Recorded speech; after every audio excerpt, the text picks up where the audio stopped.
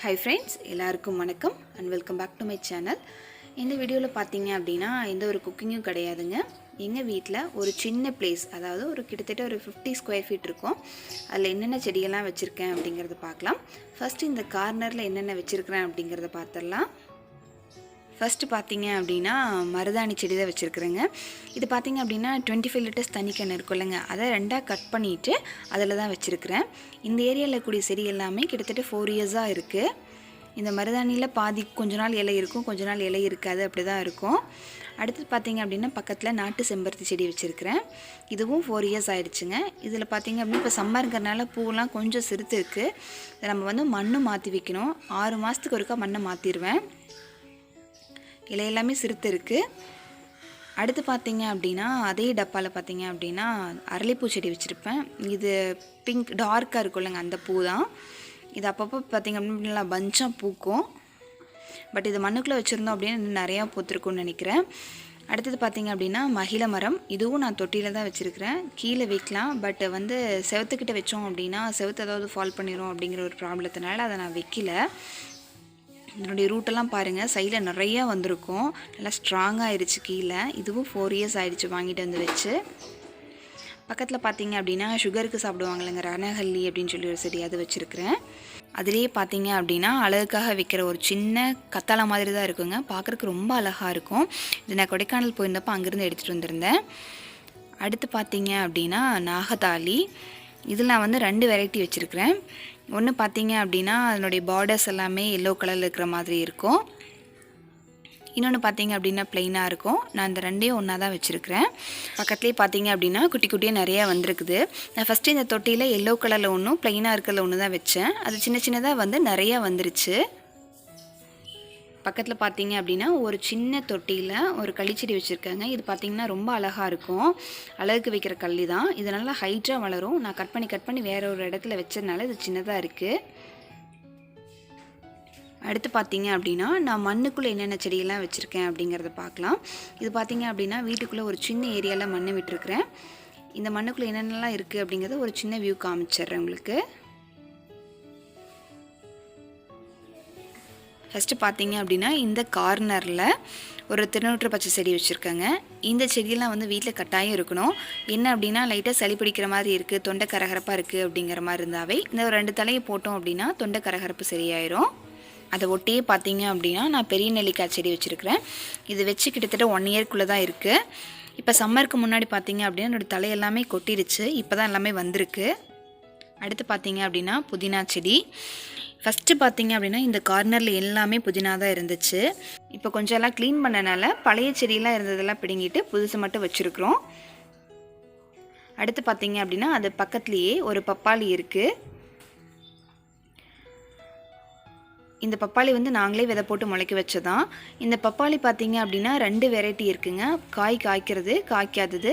இது மாதிரி ஒரு சிங்கிள் பூவா இருந்துச்சு அப்படினா அது காய் காய்க்கும். காய் காய்க்காத மரம் இருக்கு. அதை நான் உங்களுக்கு பின்னாடி காட்டுறேன்.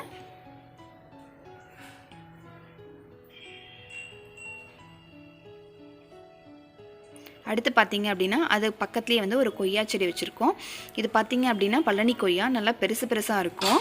இதுல பாத்தீங்க அப்படினா இந்த வெள்ளை கலர் பூச்சி இருக்குல்லங்க, நாங்க இது வந்து அசுவனின்னு சொல்லி சொல்லுவோம். இந்த பூச்சி வந்து ரொம்ப அதிகமா இருக்கு. அதுவும் பாத்தீங்கன்னா கொய்யா செடியில தான் அதிகமா இருக்கு. நாங்க கோமயமெல்லாம் தெளிச்சு பார்த்தோம், இருந்தாலும் அது சரியாகல. பட் அதுக்கு பதிலா வேற ஏதாவது நாமளே வந்து இயற்கையா செஞ்சு செய்யலாம் அப்படின்னு சொல்லி யோசிச்சுட்டு இருக்கோம். செஞ்சு சக்சஸ் ஆச்சு அப்படின்னா மறக்காம உங்களுக்கு நாங்க டிப் கொடுக்குறோம்.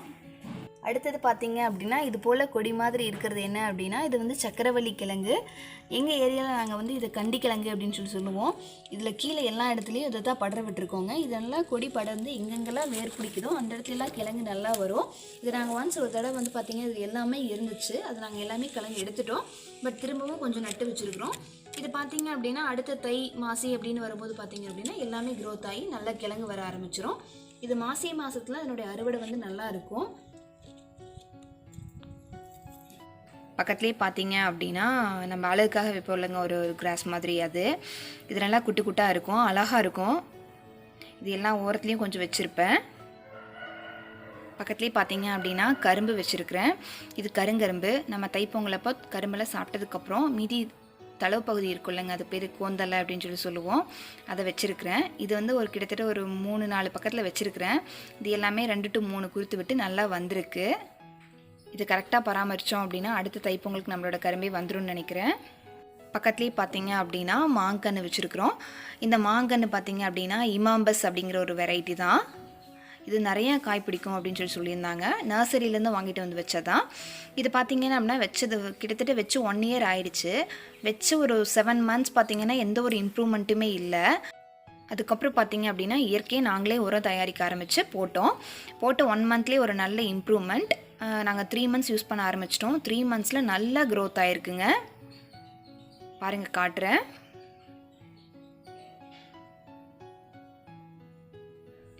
அடுத்து பார்த்திங்க அப்படின்னா ரெட் கொய்யா. இதனுடைய கொய்யாப்பழம் பார்த்திங்க அப்படின்னா இந்த லீஃபோட கலர்லேயே இருக்கும். ஆனால் இந்த பூச்சியோட பிரச்சனை வந்து கொய்யா இலையிலேருந்து போகவே மாட்டேங்குது. இது நாங்கள் நர்சரியிலேருந்து வாங்கிட்டு வரும்போது 2 பிஞ்சு இருந்துச்சு. அதுக்கப்புறம் 2 காய் காய்ச்சிருச்சு. டோட்டலாக 4 பழம் பொறிச்சிட்டோம். இதுக்கு பக்கத்துலேயே ஒரு சீத்தா செடி வச்சுருக்கோம். இது நர்சரியிலேருந்து வாங்கிட்டு வந்து தான். நிறையா காய் பிடிக்கும் அப்படின்னு சொல்லியிருந்தாங்க. இப்போ தான் ஃபஸ்ட்டு பிஞ்சு வச்சுருக்கு. இது வச்சும் கிட்டத்தட்ட 1 year ஆயிடுச்சு. இதுக்கப்புறம் நிறைய காய் காய்க்கும்னு நினைக்கிறேன். அடுத்து பார்த்திங்க அப்படின்னா பக்கத்துலேயே ஒரு பப்பாளி இருக்குது. ஃபஸ்ட்டு பார்த்திங்க அங்கே ஒரு பப்பாளி செடி இருக்குது. அதுக்கு பக்கத்துலேயே இதுவும் இருக்குது. இதுவும் காய் காய்க்கிற பப்பாளி மரம் தான். இப்போ தான் இது சின்ன பிஞ்சு வச்சுருக்கு. இது போல் ஒத்த மொட்டா வந்துச்சு அப்படின்னா காய் காய்க்கக்கூடியது. கொத்தா பூ பூத்துச்சு அப்படின்னா அது காய்க்காது. அடுத்து அது பக்கத்துலேயே பார்த்தீங்க அப்படின்னா ஸ்வீட் கொய்யா. இதுலேயும் அந்த பூச்சி தொல்லை இருக்குங்க.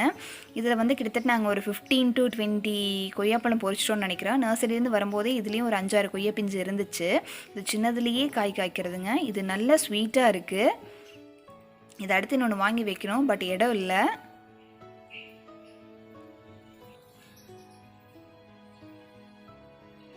பக்கத்துலேயே பார்த்தீங்க அப்படின்னா இந்த கிராஸ் இருக்குது. அதுக்கு பக்கத்துலேயே பார்த்தீங்க அப்படின்னா வாழைக்கன்று வச்சுருக்கிறேன். வச்சு ஒரு 2 days தான் ஆகுது.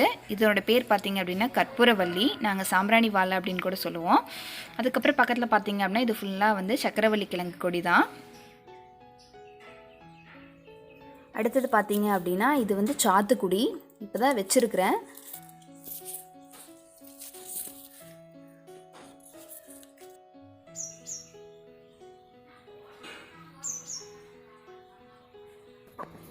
கூடவே பார்த்தீங்க அப்படின்னா இதுக்கிட்டேயே ஒரு பெரிய நெல்லிக்காய் செடி வச்சுருக்கிறேன்.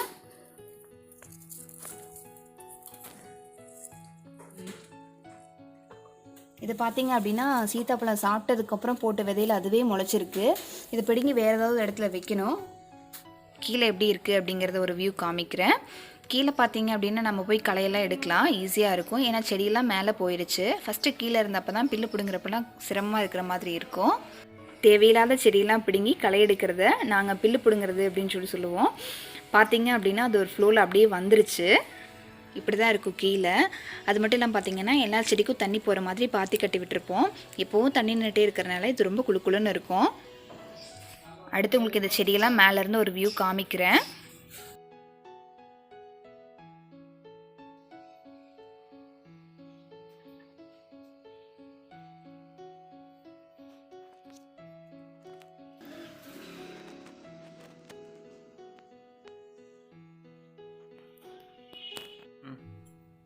அடுத்தது பார்த்தீங்க அப்படின்னா இது சப்போட்டா. இதுலேயும் இப்போ பூ வச்சுருக்குங்க, பூ வைக்க ஆரம்பிச்சிருக்கு. இதுவும் நர்சரியிலேருந்து வாங்கிட்டு வந்து வச்சது தான். இதில் ஆல்ரெடி 2 காய் இருந்து நாங்கள் பொறிச்சிட்டோம். எல்லாமே சின்னதுலேயே காய் காய்க்கிற செடி தான். இது எல்லாமே பார்த்தீங்க அப்படின்னா இப்போ நாங்கள் ஆர்கானிக்காக உரம் தயாரித்து அதை தான் யூஸ் பண்ணியிருக்கோம். அது எல்லாமே யூஸ் பண்ணதுக்கப்புறம் செடி நல்ல க்ரோத் இருக்குது. அடுத்து பார்த்தீங்க அப்படின்னா பக்கத்துலேயே ஒரு மணி பிளான்ட் இருக்குது. இது இப்போ நல்லா வளர வளர பார்த்திங்கன்னா அதனுடைய இலையெல்லாம் நல்லா பெருசாகிட்டுருக்கு. பார்த்திங்க அப்படின்னா உரம் போடுறதுக்கு முன்னாடி இந்த இலைகள்லாம் சின்னதாக தான் இருந்துச்சு, ரொம்ப சின்னதாக இருந்தது. அதுக்கப்புறம் நாங்கள் அந்த ஃபர்டிலைசர் யூஸ் பண்ணதுக்கப்புறம் இதனுடைய க்ரோத் நல்லாவே சூப்பராக இருந்துச்சுங்க. அதனுடைய லீவ்ஸ் எல்லாம் பார்த்திங்க அப்படின்னா நல்லா பெருசாக மாறிடுச்சு. ரொம்ப பெருசாக இருக்குது. இதெல்லாம் மேலே போக போக எல்லாமே ரொம்ப பெருசாக வந்திருக்கு.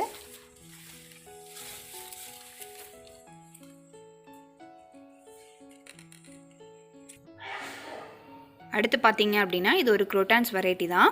இது நான் வந்து தொட்டியில் தான் வச்சுருக்கிறேன். இது மண்ணுக்குள்ளே வச்சோம் அப்படின்னா நல்லா பெருசாக மரமாகும்.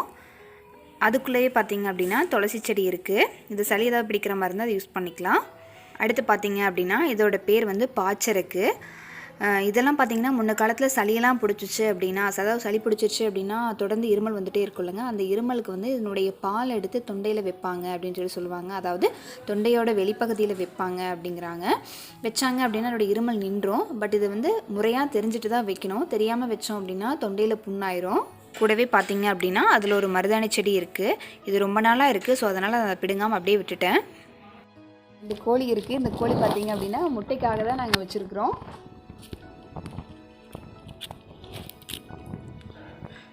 அடுத்து பக்கத்துலேயே பார்த்தீங்க அப்படின்னா ஒரு தொட்டியில் நாகத்தாளி வச்சுருக்கிறேன். அதில் வந்து ஒரு ஒயிட் கலர் சங்குப்பூ செடி வந்து ஊனி வச்சுருக்கிறேன். இது நல்லா பெருசானதுக்கப்புறம் இந்த கோழியோட கூண்டில் அதை எடுத்து விட்டுட்டோம் அப்படின்னா நிழலாக இருக்கும் அப்படிங்கிறனால அதை அப்படியே விட்டுருக்குறேன். அடுத்து பார்த்தீங்க அப்படின்னா இந்த பூச்செடி இல்லாத இடமே இல்லைங்க, எல்லா பக்கமும் இருக்கும் இந்த பூச்செடி. நீங்கள் நிறைய பேர் பார்த்துருப்பீங்க. இதில் நிறைய கலர்ஸ் இருக்குது. எங்கிட்டையும் ஒரு 2-3 கலர் இருக்குது. நான் உங்களுக்கு அதை காமிக்கிற பின்னாடி. அடுத்து பார்த்தீங்க அப்படின்னா ஒரு சின்ன மூங்கில் வச்சுருக்கிறேன். இது தொட்டிலே தான் இருக்குது. இன்னும் கீழே எடுத்து வைக்கல, கீழே வைக்கணும். பட் இதுக்கு வந்து இடம் இல்லாதனால நான் எங்கேயும் கீழே வைக்காமல் அப்படியே தொட்டிலே வச்சுருக்கிறேன். இந்த தென்னை மட்டையெல்லாம் பார்த்தீங்க அப்படின்னா கோழிக்காக தான் வச்சுருக்கிறேன். சம்மருங்கிறனால இந்த கோழினால் வெயிலெலாம் தாக்கு பிடிக்க முடியல. ஸோ அதனால் இந்த தென்னை மட்டை வச்சுருக்கிறேன். அடுத்து பார்த்தீங்க அப்படின்னா இதுவும் ஒரு குரோட்டான்ஸ் வெரைட்டி தான். அது நிறையா பூத்துட்டு இருந்துச்சு. இப்போ தான் தலையெல்லாம் கொட்டியிருக்கு. இது சீசன் அப்போ நல்லா பூக்குது. இது அப்படியே ஒரு பிவிசி வச்சு கொஞ்சம் கட்டி வச்சுருக்கிற நேரம் இருக்கட்டும் அப்படிங்கிறதுக்காக. அடுத்து பார்த்தீங்க அப்படின்னா ஒரு சின்ன டப்பாவில் பார்த்தீங்கன்னா கத்தாழை வச்சுருக்கிறேன். ஹேர் ஆயில் ரெடி பண்ணுறதுக்கு வேணும் அப்படிங்கிறனால கத்தாழை நிறைய இடத்துல வச்சுருப்பேன். கூடவே பார்த்தீங்க அப்படின்னா இது ஒரு அலிமாண்டா செடி. இன்னும் பெருசாகலை. பட் எங்கள் வீட்டில் பெருசாக இருக்குது. உங்களுக்கு காமிக்கிறேன். தொட்டியில் இருக்கிறனால சரி பெருசாகலை. அடுத்தது பார்த்தீங்க அப்படின்னா இது எல்லாமே ஒரு வந்து தொட்டியில் இருக்கக்கூடிய செடி தான். இது பார்த்தீங்க அப்படின்னா சவுக்கு. நாங்கள் சவுக்குன்னு சொல்லுவோம். இதோட பேர் தெரியல. கிறிஸ்மஸ் ட்ரீ இது மாதிரி நிறைய பேர் இருக்குது.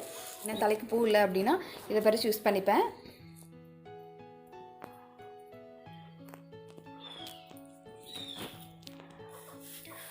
அடுத்து பார்த்தீங்க அப்படின்னா எப்பவும் போல தாங்க இந்த பில்லு செடி இருக்குது. இதில் ஒரு சின்ன ஒரு பூச்செடி கூட வச்சுருக்கிறேன். அங்கங்கே என்ன செடி இருக்கோ தேவையில்லாமல் செடியெல்லாம் பிடுங்கிறதில்ல, எல்லாமே இருக்கும். பக்கத்துலேயே பார்த்தீங்க அப்படின்னா இந்த செடி வச்சுருக்கிறேன். இதோட பேர் எனக்கு தெரியல. இது பார்த்தீங்கன்னா ஃபுல்லாக முள்ளாக இருக்கும். இதனுடைய பூ வந்து ரொம்ப அழகாக பிங்க் கலரில் இருக்கும்.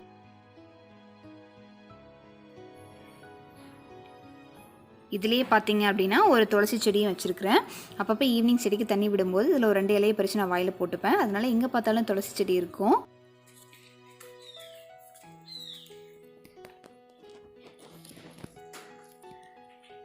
அடுத்து பார்த்தீங்க அப்படின்னா இதுவும் ஒரு குரோட்டான்ஸ் வெரைட்டி தான். பாருங்கள் நல்லா பஞ்சாக இருக்குது. ஒடிச்சு விடும்போது நேராக விட்டோம் அப்படின்னா ஹைட்டாக போகும். பட் இதெல்லாம் கிளைகளாக உடச்சி விட்டதுக்கப்புறம் பார்த்தீங்க அப்படின்னா நல்லா பஞ்சாக இருக்குது, நல்லா வந்திருக்கு. இது கீழே வச்சோம், தண்ணிக்குள்ளேயும் வைக்கலாம், கீழே வச்சு நல்லா வளர வைக்கலாம். இது வந்து தொட்டியில் இருக்கிறனால அப்படியே பஞ்சாக சின்னதாக இருக்குது. கீழே பார்த்தீங்க அப்படின்னா இந்த வாட்டர் பாட்டிலில் மாட்டு கோமையும் வேப்பெண்ணையும் கலந்து வச்சுருக்கிறேன். இதை தான் வந்து நம்ம செடிக்கெல்லாம் மேலே ஸ்ப்ரே பண்ணுவோம். அதாவது ஏதோ புழு பூச்சி இது மாதிரி ஏதோ இருந்துச்சு அப்படின்னா அதுக்காக யூஸ் பண்ணிக்கிறது. அடுத்து பார்த்தீங்க அப்படின்னா அரளி செடிங்க. இதுவும் ரொம்ப நாளாகவே இருக்குது. விதையை போட்டு முளைக்க வச்சதான். பார்த்தீங்க அப்படின்னா பூ இருக்குது. இதுவும் சின்ன செடி தாங்க, அப்பப்போ பூ. பார்த்தீங்க அப்படின்னா இது ஒரு செம்பருத்தி குச்சி வச்சுருந்தோம். பட் தலையும் நினைக்கிறேன் கட் பண்ணிட்டு வந்து வச்சுருக்கிறேன். இது வந்து நாட்டு செம்பருத்திலே அடுக்கு செம்பருத்தி இருக்குல்லங்க, அந்த செம்பருத்தி வச்சுருக்கிறேன். பட் தலையெல்லாம் காஞ்சிருக்கு, நீ வரும்னு நினைக்கிறேன். பார்த்தீங்கன்னா இதே தொட்டியில் நம்ம தேவையில்லாத செடின்னு சொல்லி பிடுங்கெறிவோம். இதை பார்த்தீங்க அப்படின்னா நாங்கள் தாத்தா செடி அப்படின்னு சொல்லுவோம். இந்த செடி வந்து பார்த்திங்க அப்படின்னா தேவையில்லாத களைச்செடி தான். பட் நாங்கள் அதை எதையும் பிடுங்கி எறிகிறது இல்லை. என்ன அப்படின்னா டக்குன்னு ஏதாவது காயம் ஆச்சு அப்படின்னா இந்த செடியை கசக்கி வச்சோம் அப்படின்னா புண்ணு ஆறிடுங்க, சீக்கிரம் ஆறிடும். ஸோ அதுக்காக இது மாதிரி செடியெலாம் இருக்கும்போது 1-2 செடி அப்படியே விட்டுருப்போம். அடுத்த தொட்டியில் பார்த்தீங்க அப்படின்னா குண்டுமல்லி செடி வச்சுருக்குறேங்க. இது இப்போ நிறைய நல்லா அரும்பி இருக்குது, சீசன் போல். பட் சின்ன செடியாக தான் இருக்குது. இது பாருங்கள், இங்கே கூட ஒரு பூ இருக்குது. இதே செடியில் கீழே பார்த்தீங்க அப்படின்னா இப்போ தான் முளைக்க போட்டிருக்கிறேன். இது வந்து ஒரு குட்டி லெமன். இது பயங்கர புளிப்பாக இருக்கும். அடுத்து இந்த செடி பார்த்திங்க அப்படின்னா எல்லாத்துக்குமே தெரியக்கூடியதான். இது என்ன அப்படின்னா கீழா நெல்லி. இது வந்து பார்த்திங்க அப்படின்னா நிறையா இருக்கும்போது பிடுங்கி எறிஞ்சிருவேங்க. பட் இந்த செடிக்குள்ளே பார்த்திங்க அப்படின்னா எப்போவுமே ஒரு 10 செடி 20 செடி இருக்கிற மாதிரியே வச்சுருப்பேன். இது ஹேர் ஆயில் ரெடி பண்ணுறதுக்கு யூஸ் பண்ணிப்பேன். இந்த எண்ணெயை யூஸ் பண்ணும்போது பார்த்திங்க அப்படின்னா டேண்ட்ரஃப் வராமல் தடுத்துக்கலாம். அடுத்த தொட்டியில் பார்த்தீங்க அப்படின்னா நான் கள்ளிச்செடி வச்சுருக்கிறேன். இதுவும் பார்த்திங்கன்னா திஷ்டிக்கும் அழகுக்கும் வைக்கிற கள்ளிச்செடி தான். நான் அழகுக்காக தான் வச்சுருக்கிறேன். இந்த கள்ளிச்செடி பார்த்திங்க அப்படின்னா கட் பண்ணி திருப்பி மண்ணில் நட்டு வச்சோம் அப்படின்னா அது அப்படியே தழைஞ்சிக்கும். இது வந்து தலையருக்கு வேர் வேணும் அப்படிங்கிற அவசியம் இல்லை. இது கூடவே பார்த்திங்க அப்படின்னா ஒரு சின்னதாக ஒரு பப்பாளிக்கன்று அதுவே முளைச்சிது. பட் அந்த சின்ன டப்பாவில் இருக்கிறனால இதனால் ரொம்ப பெருசாக வளர முடியல. இது காய்க்கிறதா இல்லை அது காய்க்காதான்னு இன்னும் தெரியல. அடுத்தது பார்த்திங்க அப்படின்னா இது வந்து மருகு. இது வந்து நம்ம பூக்களோட வச்சு கட்டலாம். வாசமாக இருக்கும், பயங்கர வாசமாக இருக்கும். இந்த என்னோடய இலை பார்த்திங்க அப்படின்னா இப்படி கிள்ளி தேய்ச்சி பார்த்து மோந்து பார்த்தோம் அப்படின்னாவே பயங்கர வாசமாக இருக்கும். அதே தொட்டியில் பார்த்திங்க அப்படின்னா நான் பெரண்டை செடி வச்சுருக்கிறேன். வீட்டில் ஒரு 2-3 இடத்துல நான் பெரண்டை வச்சுருக்கிறேன். இது பார்த்திங்க அப்படின்னா வீக்லி ஒன்ஸ் வந்து இது கட் பண்ணி சட்னி செய்கிற மாதிரி வந்துடும். இது போல் பார்த்திங்கன்னா நல்லா கொழுந்து வந்ததுக்கப்புறம் அந்த கொழுந்தை தான் நம்ம கட் பண்ணி சட்னி செய்யணும். இதை வந்து நம்ம புதுசாக ஒரு செடி ரெடி பண்ணோம் அப்படின்னா இதனுடைய தளவு வந்து கொஞ்சமாக கட் பண்ணி நம்ம மண்ணில் வச்சோம் அப்படின்னாவே அதுவே தளைஞ்சிரும். அடுத்தது பார்த்திங்க அப்படின்னா இந்த டப்பாவில் வந்து ஒரு துளசி செடி இருக்குது. யாருக்கெல்லாம் தெரியும்னு தெரியல. இந்த பூவோட பேர் பார்த்திங்க அப்படின்னா இருவாச்சி. பார்க்குறக்கு நம்ம குண்டுமல்லி பூ மாதிரி தான் இருக்கும். பயங்கர வாசமாக இருக்குங்க.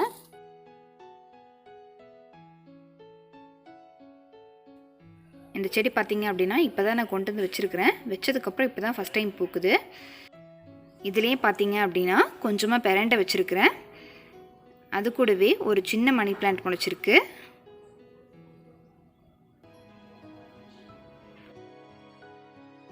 அடுத்தது பார்த்திங்க அப்படின்னா இது பப்பாளி மரம் தான். உங்கள்கிட்ட முன்னாடியே சொல்லியிருந்தேன் காய்க்கிற பப்பாளி இருக்குது, காய்க்காத பப்பாளின்னு சொல்லியிருந்தேன்.